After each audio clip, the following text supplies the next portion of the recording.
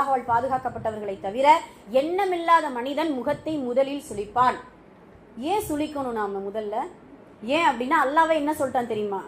நான் கொடுத்தவற்றிலிருந்து நீங்கள் செலவு செய்யுங்கள். வார்த்தையை கவனிச்சோமா? நான் கொடுத்தவற்றிலிருந்து நீங்கள் செலவு செய்யுங்கள். நீங்கள் விரும்பியதை நீங்கள் செலவு செய்யுங்கள். நீங்கள் விரும்பியதை நீங்கள் கொடுங்கள். இரண்டாவது விஷயம். மூன்றாவது, கண்ணை திறந்து கொண்டு எதை வாங்க நீங்கள் வெறுக்கின்றீர்களோ அதனை நீங்கள் கொடுக்காதீர்கள். இப்போ கண்ணை மூடிட்டு கெட்டு போனதை கூட என்ன செஞ்சிடலாம்? வாங்கிடலாம். நமக்கு பிடிக்காததை, நமக்கு அது தேவைப்படாத சில விஷயத்தை கண்ணை முடிச்சு எதை வேணாலும் கூட அப்படின்னு சொல்லிட்டு என்ன செஞ்சிடலாம்? வாங்கிடலாம். அதெல்லாம் கண்ணை திறந்து கொண்டு சில விஷயத்தை நம்ம சில பொருட்களை வாங்குவதற்கு நம்முடைய உள்ளம் நாடாதோ அதே விஷயத்தை மற்றவங்களுக்கு என்ன செய்யக்கூடாது?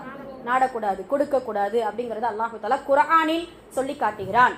அது மட்டுமல்ல, அந்த சேர்த்து வைத்த அந்த செல்வங்கள், இப்போ உதாரணமா ஒரு மனிதன் ஆடு மாடு ஒட்டகம் ஜக்காத் கடமையானதை அவன் கொடுக்கல என்றால் மறுமையில் ரசூல் ஸல்லல்லாஹு அலைஹி வஸல்லம் சொன்ன விஷயம், மறுமையில் அந்த ஆடு இந்த உலகத்தில் கொம்பு சிறியதா இருந்திருக்கும், ஆனா அந்த மறுமையில் அந்த ஆட்டின் கொம்பை அல்லாஹு தஆலா கூர்மையாக்கி நீளப்படுத்தி அவனை முட்ட விட்டு விடுவான்.